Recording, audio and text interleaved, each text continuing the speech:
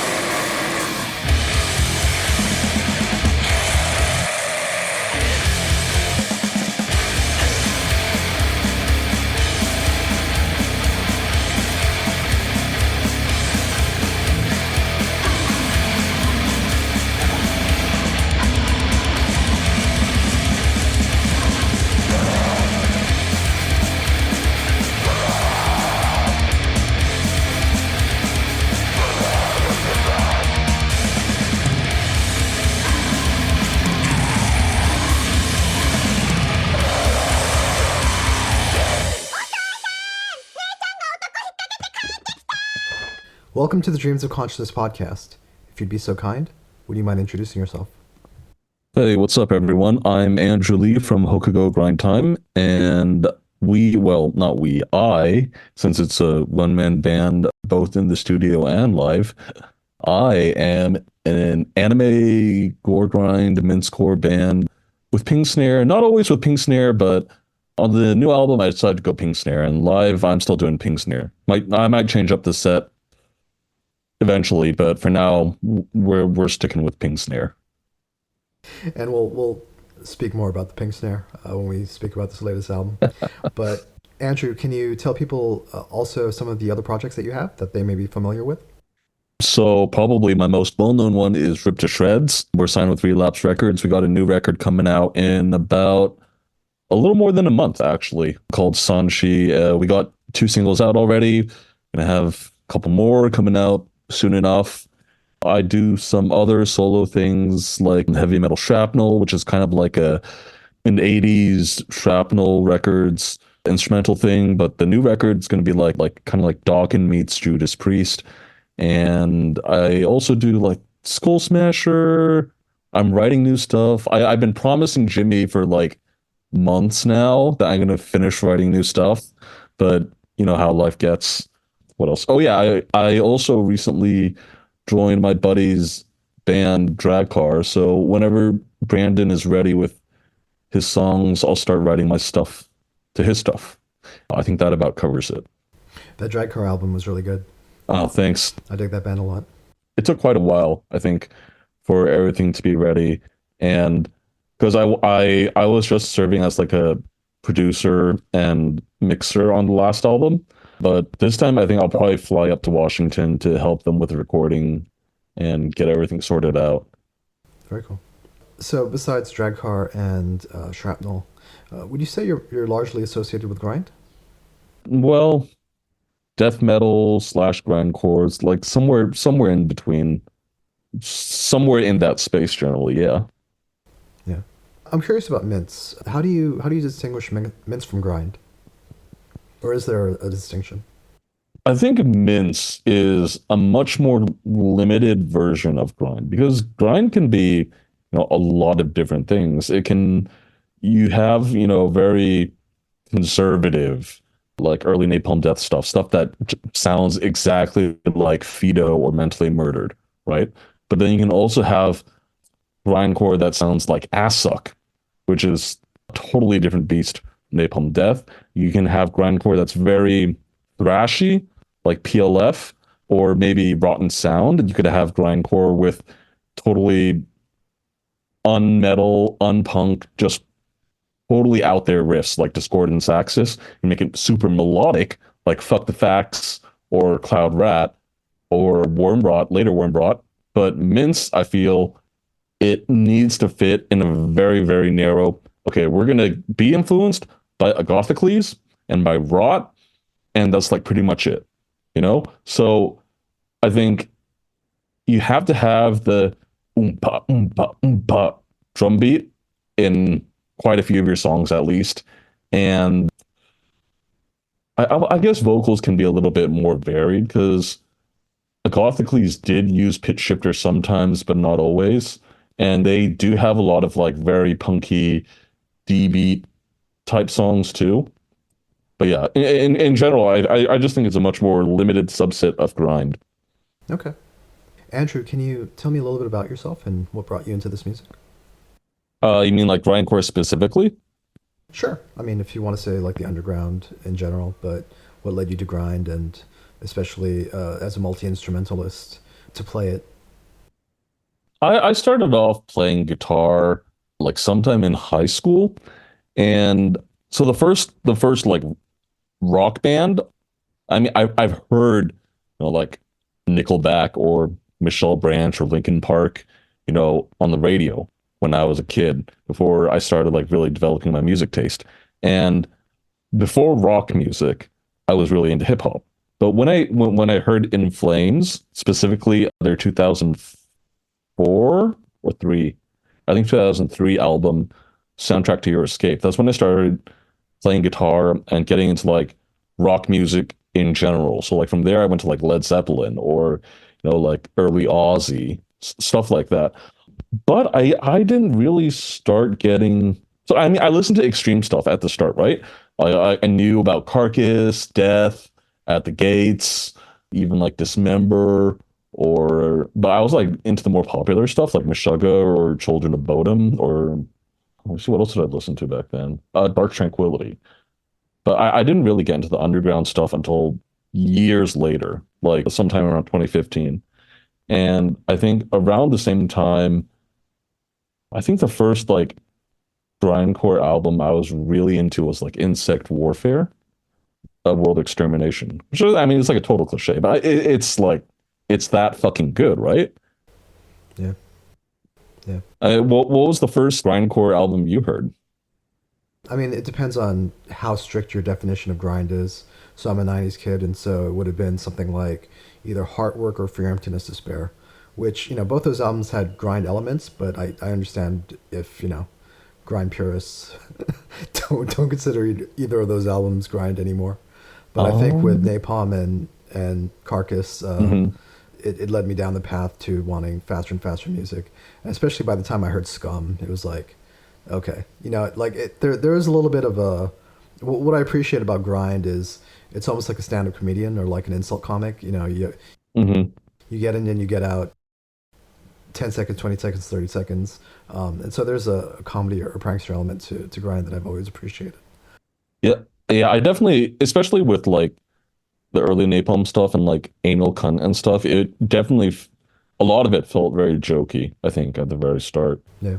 But I think the first time I heard Scum, like that was when I was first getting into rock music in general. And I think Scum kind of like put me off grindcore for over 10 years. Cause like I just thought It was dumb and unserious. Yeah. I mean, I love Scum now, but that's with the context of having gotten into all the grind that came after it, you know? Right. Yeah. I will say that, I'm based in Asia and it was really hard to find this stuff back then. And so I had a friend who would fly back home to the States for summer and winter break. Uh, and I would give him some money in the list and ask him to find as much as he could. And so when he came back with Scum, we were all sitting in a friend's living room listening to it.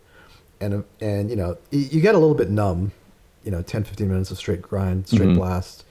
And then You Suffer comes on. And for whatever reason, there was a lull in the conversation. And we just heard, "You throw it away!" And all of us just kind of looked at each other and burst out laughing. And I think we had the reaction that everybody has when you hear You Suffer, which is we had to play it over and over and over and again.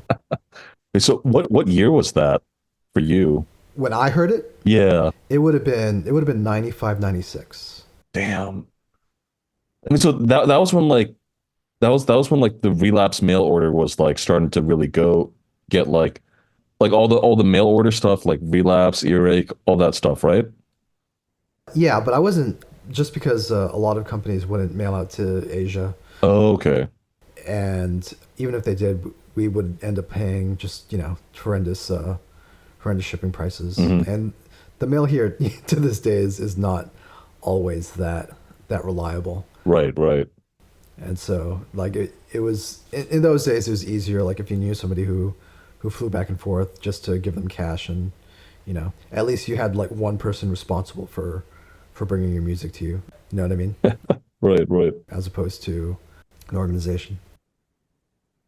So with the drumming that you do for HGT, and we'll get into the themes of HGT and the concept behind the band in a little bit, but is it you playing the drums live or are you programming the drums? So at the very start, up until I want to say, I think the split with Blue Holocaust. So everything up to the split with Blue Holocaust is me actually playing the songs on the drums.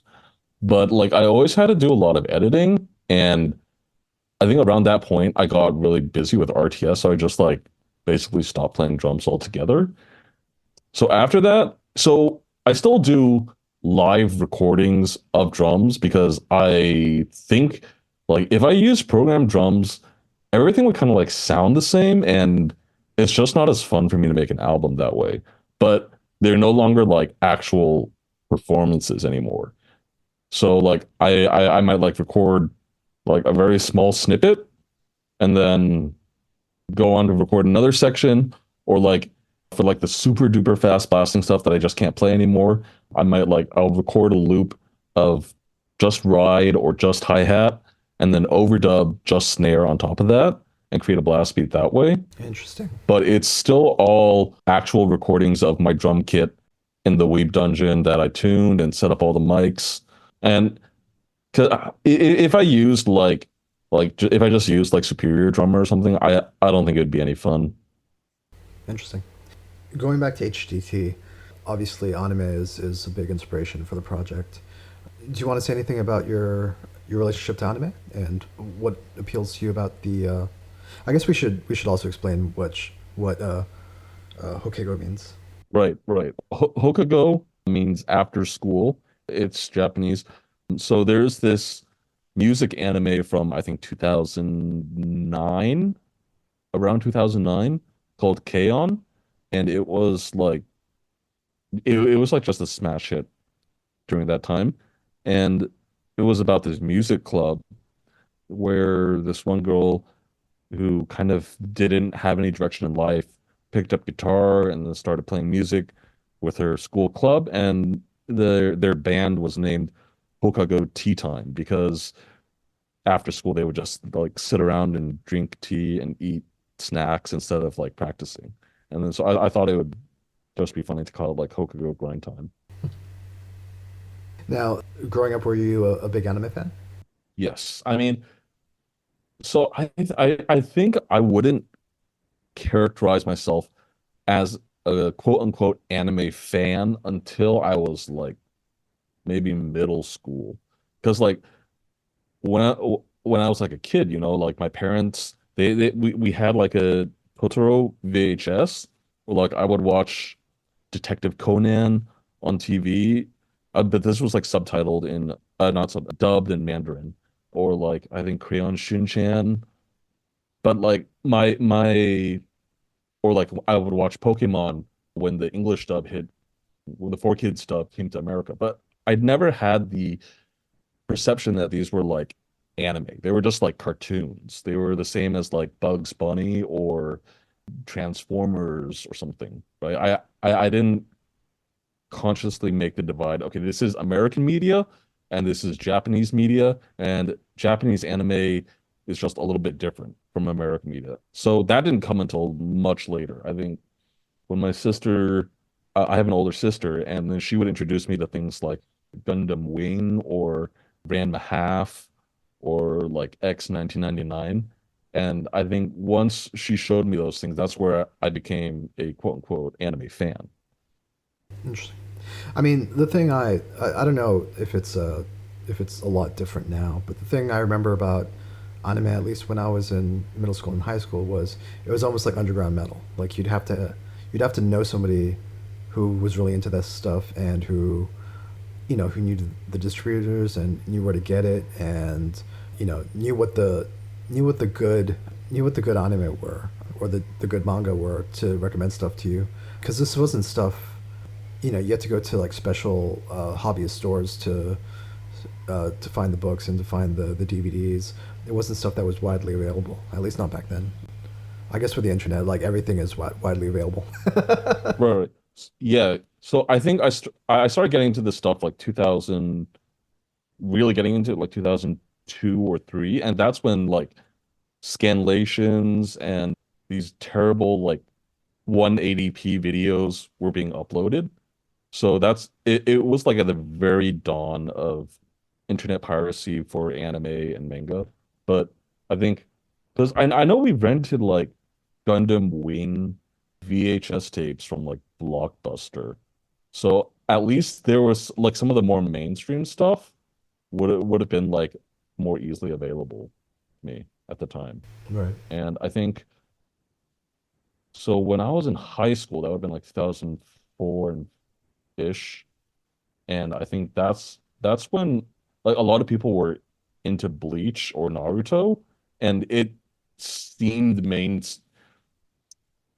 it didn't seem like one of those weird things that only the really weird kids at school did. Like to me, I knew a lot of people who were into like Bleach and Naruto, and it seemed like relatively mainstream. Right.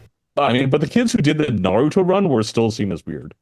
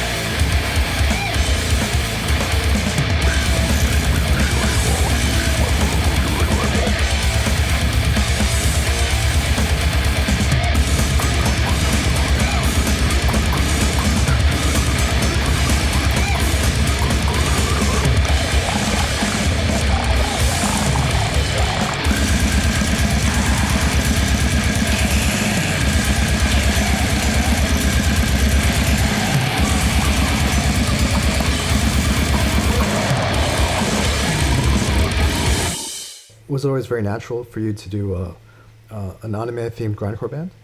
Like, was this something that you had in your mind for a long time?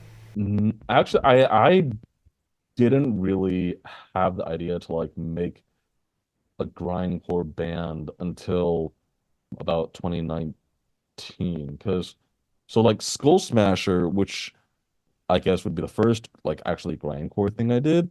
I think so. My friend Brandon, he started that band, and then I think he got bored with it, and so he stopped doing it. But then at some point, he was like, I should do some more of it," and then so he had me help him out making the album. But it wasn't like I really had this drive to do like a straight grindcore band. I think so. In 2019 my friend Harlan, he lives in Japan now. He's from like Minnesota, and he has bands like Bodies Lay Broken or like Extremely Brutal, Fake Meat. I think he plays in Maggot now. Yeah, but he invited me to play Extremely Brutal with him at the Anti Music Fest in Ohio. And once I learned the set, I was like, this gore shit is like actually really sick. I should start my own band. And that's really where it started. And it just seemed natural to like, you know, there's all these awful hentai grind bands that are totally unserious. Right. And honestly, I doubt any of them have even watched like more than 10 seconds of anime. So I wanted to do something that was like, okay, this is going to be a genuine tribute to anime I love and watch all the time, and it's not going to be some stupid hentai loli shit. So we spoke a little bit about how you approach the drums for HGT. In terms of writing songs, how does an HGT song start for you? So it always starts from, yeah, it always starts from the drums. So I do use drum machines as like a writing tool, but I basically never put them on a release anymore. So usually I sketch out in my mind like, okay, I want to start the song off with like a bunch of stops like bop, bop, bop, or like I want to start off with a DB or like maybe just a 4 count straight into blasting. And so I arrange a general structure of the song with writing it out in MIDI on a drum machine. And then I go back and I try to fill in the riffs. And then usually the song structure is going to end up changing just because of the riffs. When I come up with something, it's like, okay, maybe this original idea I had where it would just alternate between blasting and a Slayer beat doesn't sound right for this riff, so let's try something different. But it always starts from coming up with a rough sketch of a song structure using a drum machine. Let's talk about the newest album, Concertos of Kawaiiness, Stealing John Chang's Ideas, a book by Andrew Lee, came out on the 16th of August through your own label, Outrageous Weeb Power Productions, and on CD through Obliteration Records. I want to start by unpacking that title first. So, John Chang, of course, from Discordant Sexes, who you mentioned, stealing John Chang's ideas, the reference to the Anal Cut song, stealing Seth's ideas, Yeah. and Concertos of Kawaiiness, Symphonies of Sickness, right? Right, right. I mean, if you look at the cover, it's an obvious homage to Carcass, but instead of gross dead bodies, it's cute anime girls. Fun for the whole family. And so that's three classic grindcore bands. Any other references in that title that I might have missed? No, I think that's pretty much it. Okay, three classic grindcore bands. I would say from a bygone era. I know there are always carcass worship bands coming out and stuff like that. But would you say that HDT is? I mean, we spoke about mints and the parameters of mints, but we say HDT is primarily inspired by a bygone era of grind and mints. No, I think HGT is very much a modern band. I mean, I think if you look at Carcass and early Gorgoine bands, right? You had Recon Putrefaction, which is kind of like the template for very early gore bands. But by the time they did symphonies, they were already like 80% a death metal band. Right. And the early gore bands like Pathologist or Hemorrhage, Last Days, early Dead Infection, they kind of had that Recon Putrefaction sound at the very start on their demos, And like I think for Jet Infection, maybe their first album was a little bit like that. Or no, not. I'm thinking Surgical something or other. But I think by like 1995 or so, War Grind was entirely its own thing, completely separate from Carcass. Like you listen to Chapter of Accidents, or you listen to like Rancid Juices, or even like Effortless Regurgitation. Like the only way you could tell they were inspired by Carcass is that the sound is the recordings are cheap and DIY and dirty, and they're pitch shifted vocals. But like the entire way that songs were put together, the heavy emphasis on D beat and groove, it was just a complete. I feel like it was completely different from Carcass by 95, 96. And then so a lot of HGT's musical inspirations are, I would say, like late 2010s. Bands like Pizza High Five or Archagathis. And those bands definitely have a very different vibe than the classic Agathocles stuff. Like I know Dan is like stealing Agathocles riffs, stealing Rot riffs, but the way that he actually puts them together into a song and the way that he applies the deep his mince beat versus the way that Agathocles or Rot does it, it's not really the same thing anymore. So I consider HGT to very much be a modern band. Okay. Explain the concept of kawaii. What is kawaii? Hawaii is, I guess, in general parlance in Japan, kawaii just means cute. And it can be applied to like objects, or if you were like using it to compliment a woman, I think it would have a little bit different connotation than just like cute.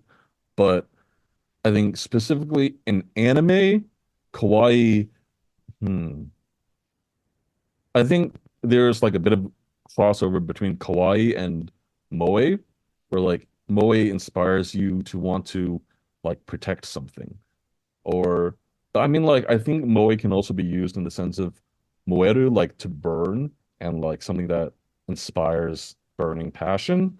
I mean, kawaii is cute. Like that's at the base level, right? Kawaii means cute. But I think there's just a lot of different small connotations within anime for it. So kawaii is more like an aesthetic, right? Like, Oh yeah, yeah. I would say that's a great way to put it. Yeah. There's like a specific kind of aesthetic of kawaii in the anime. and moe is the emotion or the feeling that it elicits, something like that. Yes, but there's also like kind of a subgenre of anime called moe anime, where it's specifically designed to elicit that emotion, whereas I think anime in general is kind of considered kawaii. Right. Yeah. Okay. Before we get to the album specifically, do you speak Japanese or are you familiar with the language, reading and writing I speak it at a very, very basic level. it? Okay. I took Japanese in like middle school and high school, but like I never did any like study abroad. So, you know, I can kind of I can get around Japan without needing to pull out a translator all the time, which was like kind of important like pre-smartphone era. Right. Yeah. It's a lot easier now. It's a lot easier now, Yeah. but well, I speak it at a very, very basic level. That's one of the things, because Japan's not actually that far from where I live Hmm. in Southeast Asia, but quite intimidated by having to walk around and read kanji signs and try to figure out where I am. Though, as you said, it's probably a lot easier now that now with smartphones. Yeah, I'm. Oh man, I remember trying to get around like maybe 2008 or nine, and like you would have to ask people for directions in Japanese, and that's actually pretty intimidating because like you kind of understand them, but you're also not totally sure you understand them correctly. Right. Right. Right. So back to concertos. When did you start working on this? I let me see,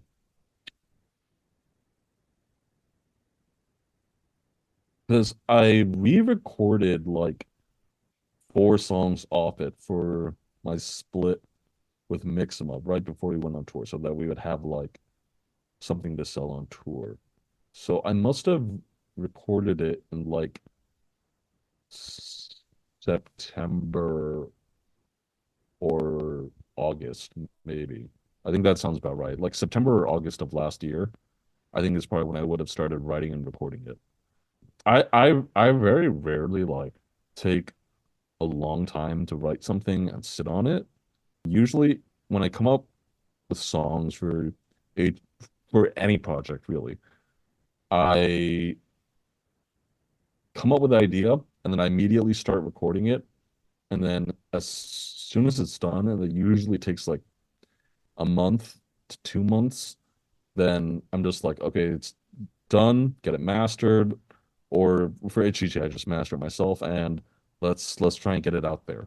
It's rare for me to sit on things for a long time. Like the new Heavy Metal Shrapnel album I'm working on, I've been working on it for a long time just because writing lyrics and melodic vocals are such a pain in the butt. But for extreme metal is easy. Don't let anyone tell you that like that pop music or like indie rock or whatever is easier than extreme metal. Extreme metal is so easy. I mean, there's always been an immediacy to grind. I feel. I'm curious if you feel the same way. That I think made it appealing to me as a listener, but also the few times that I've been in grindcore bands where it's better not to overthink things. Do you know what I mean? Like if you have a strong lyrical concept and you're able to get in and out of a song without overthinking the song structure, without overthinking of like, oh no, we need a break riff to go into this riff to and then come back to this riff. Like grind, that's sort of antithetical to how I feel grind should be. I I think that really comes down to the individual musician, you know? It's Well, for like yourself, do you feel like it's better to there is an immediacy to HDT's music? Do you feel it's better not to overthink things in terms of song structure? for HGT, I don't overthink things. Usually I can I can come up with songs very quickly. But it's not always the case when I'm writing with other people. Like for instance, there's this project I'm working on with Trashy from Pizza High Five on drums and Ralph from Iron Butter on vocals. And I, because Trashy would send me these like fully recorded drum tracks, and I would have to write my riffs to them. And then because I wasn't like coming up with everything from the ground up, I really had to like overthink things because I was like, okay, this riff works here, but maybe over this next part, can't get a good transition. So maybe I need to go back and tweak the earlier riff. And I know there are other musicians, like I think like Discordant Sax is famously the way that they wrote on like Joho and Ulterior is like John would record their practices and then chop up the tape loops to make songs out of those. And then they would like spend a long time doing this. So I think specifically for HGT, no, I don't want to overthink things. But as like a general rule, I think that's entirely up to the individual musician and how they want to do it.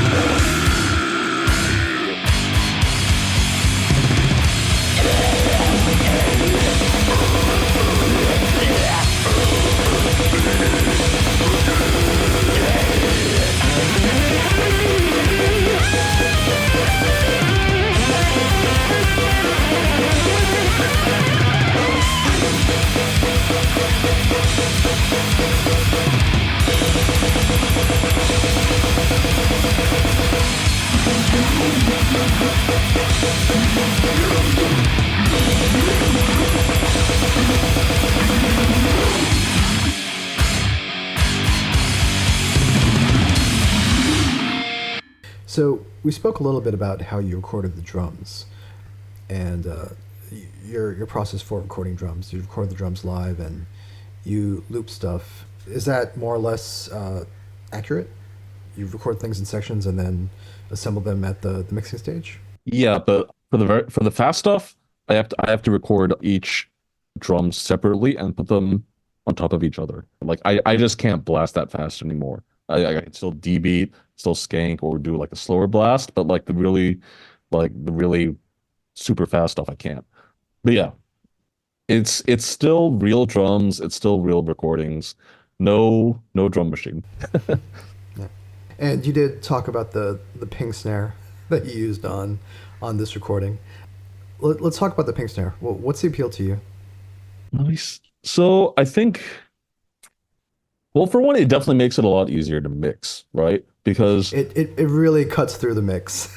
yeah, yeah. With a traditional snare, you have to think, okay, how is it going to blend with everything else? Do it is it too loud? Is it too quiet? You know, because and also like drummers, I don't have to worry about it because I'm not playing everything in one take, and I can and for things that need me to hit hard, I don't even necessarily need to record the other drums while I do just snare. But for like a real live drummer doing real blast beats, like when I'm recording RTS and I'm recording my drummer Brian, you're gonna soften up on the snare during blast beats, lose volume, lose attack, lose power. With a ping snare, when you're playing it, first it's because you want to get that ping, it's gonna be super duper tight, get a ton of rebound. It's a lot easier to go faster for longer periods of time without losing stamina, and the sound will just cut through everything. So on like a practical level, ping snare is very appealing to work with. And on a sonic level, it's funny for one, Right. and it sounds brutal. It's anti-normie in a way. Yeah, more than gore grind is already anti-normie. But yeah, I think the main thing is that it sounds brutal. And I didn't do it on the last album, so I'm like, okay, I'm just gonna bring it back for this one. I mean, it's funny because it is such a like throwback to. I mean, for me, I feel like it's a throwback to an era of grind and death where, the recordings were always a little bit questionable in terms of how they're mixed and how they're recorded, and there is a strange kind of fondness or nostalgia for those days. You know what I mean? And I don't know if Yeah, I think I don't know if I ever really enjoyed the pink snare, but it does like you say, like there is something funny about it, like when you hear it. Like it's very anti-normie. And like I said, it kind of brings me back to like, oh boy, this is like, old like slam bands or whatever. mhm. And I think the first ping snare that I remember is razor sharp daggers. I'm not sure if there was an earlier example of like a really open ringy ping snare before that album. That was like 97, maybe 95, 97, somewhere around there. Because I know the early Last Day stuff was still like a super low snare, and like by hymns, it was creeping up a little, but it still wasn't as ringy as a Gothic Loose. But so I think it's interesting that you say it reminds you of an older era where the recordings were questionable because including myself, there are a lot of people now who are intentionally mixing their recordings to make it sound shitty the way that the old stuff did. Like I'm capable of making a more hi-fi recording and mix, right? Like the stuff I do for RTS or like the second album for HGT. But on the splits and on the new album, I wanted to kind of limit myself with what I used for recording and mixing and try to get a little more raw sound. I mean, to be fair, the recording is great. It's light years above.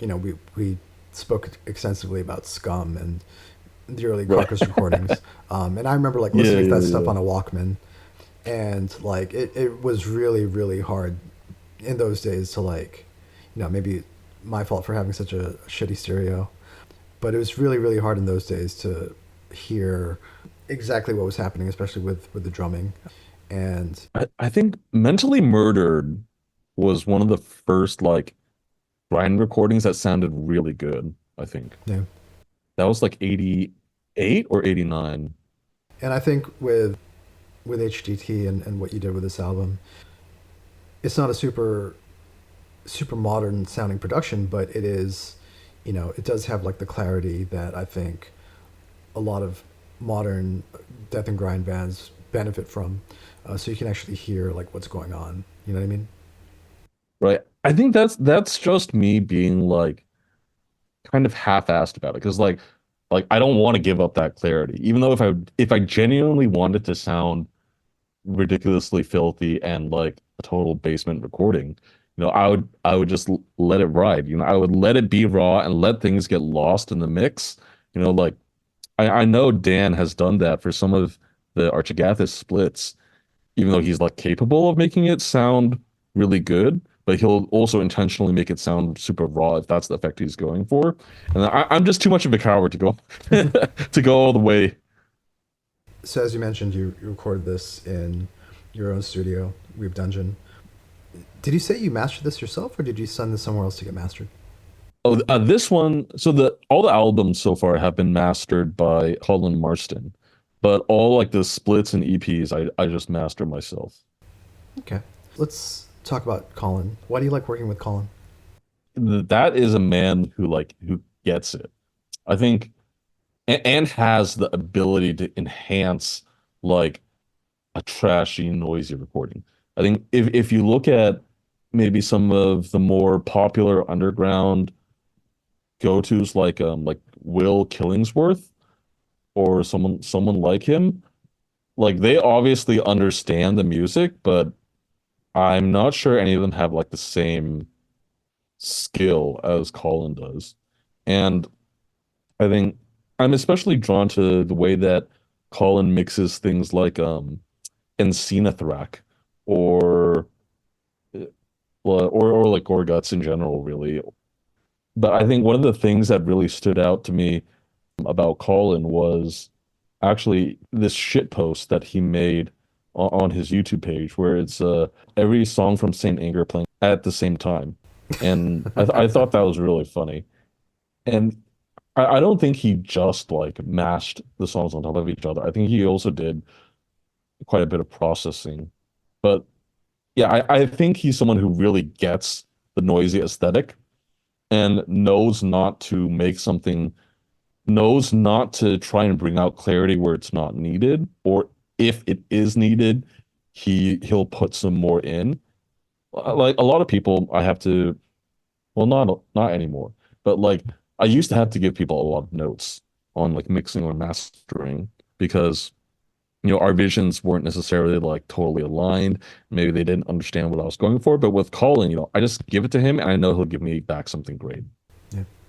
Specific to HDT, what were you looking for Colin to bring to the recording, or bring to your recordings in general? I think mostly just for like a second pair of ears. Maybe like I missed something or like I have treated my room, my mix room. So I'm like pretty confident in my mix decisions, but it's always good to have a second opinion from someone with a more professionally treated room than mine to just like give it a once over. And usually I think Colin makes it a little warmer, makes it a little bit dirtier without making it muddy. So, I don't even really give him instructions. I just hand him the thing and I'm like, do your thing, and I know it's gonna be good. So you mentioned playing live. What is HDT live? Do you have a live band, a live lineup, or are you handling everything through through samples or through a drum machine? Yeah, so live is where I use a drum machine for HGT. I think the snare samples are samples of my actual kit. So it sounds a bit more like the recording. And I try not to make it sound like Putrid Pile live. Like Putrid Pile's aesthetic is like a very obviously programmed drum sound. But for HGT Live, I try to mix the drum tracks in such a way that if you didn't know that it was a drum machine, you wouldn't be able to tell. You would think it's an actual live drummer. And I mean, I did it this way just because it's a lot easier. I don't need to teach anyone the songs. I don't need to ask for anyone's schedule. If someone wants me to play something, I'm just like, okay, cool, I'm there. You know? Yeah. But is there a flip side to that? Because you're very reliant on the venue and their ability to mix or mic your the drum machine properly, right? So I bring my own DI boxes. The only real worry I have is whether or not the PA is loud enough. Right. Because I have played, there was one show that I played in Oakland where the PA was very questionable and I could not hear myself at all either. And then after that, I started bringing my own PAs to any shows that I drive to. But I mean, I check out all the venues in advance if it's a fly out show or a venue somewhere I can't drag all my own stuff. So I'm pretty confident before I get there whether or not they'd be able to handle the HGT set. If you don't mind me asking, what are you using for a drum machine? So the kick and cymbal samples are Superior Drummer. Okay. And then the snare is the custom samples I recorded on my own. Okay. Are you using an actual drum machine or are you using a laptop? No, I have so initially I started off using my phone, but I would have to, set it to airplane mode and turn off all the notifications and timers and whatever. I was like, this is a pain in the butt. And so I just bought the cheapest SanDisk MP3 player off Amazon, and then that's what I use. Okay, interesting. And for this upcoming tour that you have in the UK, what can people expect? Nu metal covers. Nu metal covers and blast beats. Crowd surfing body pillows? I actually have I have an inflatable pillow. So maybe that's something I could stuff in my luggage, and then we'll see. So, Koncertos of Kawaiiness, Stealing John Chang's Ideas, a book by Andrew Lee, is out now. Andrew, please tell people how they can order the album. What's the best way to get it? So you guys can get it from my Bandcamp, HoukagoGrindTime2.bandcamp.com. You can order it from Obliteration Records. Obliteration trades with everyone. So just wherever you are, look at your local grind distro, Self-Made God. I don't know all the grind distros, honestly. But if someone out there is trading with Obliteration, which is pretty much everyone, they're probably going to have it in stock. You can see it on YouTube, on Spotify, stream it from anywhere. And if people want to follow HDT or yourself online, what's the best way to do that? So you can either do that on Facebook, you can just search for Houkago Grind Time, or you can follow me on Instagram, which I only use the Rip to Shreds one. So that's Rip to Shreds Death Metal. So yeah, either Instagram or Facebook. And as you mentioned, Rip to Shreds will have a new album coming out at the end of September. What can we expect from the new Rip to Shreds? Endless guitar solos.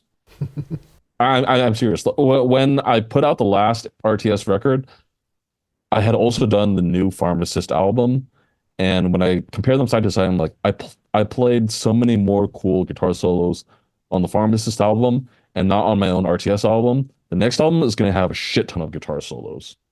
And you did mention Heavy Metal Shrapnel, that you were working on a new album. Do you have a release date in mind?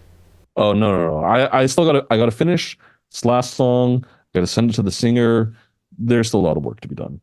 Anything you want to say about any of the other projects that you're involved with? Nothing comes to mind at the moment, but follow me on Instagram and Facebook. You'll catch tour announcements, album releases, all that good stuff somewhere. Very cool. Is there anything else you want to say, Andrew? Aya Hirano did nothing wrong. Give us that third season of Haruhi. Thanks, Andrew. For sure. Thanks for having me on, man.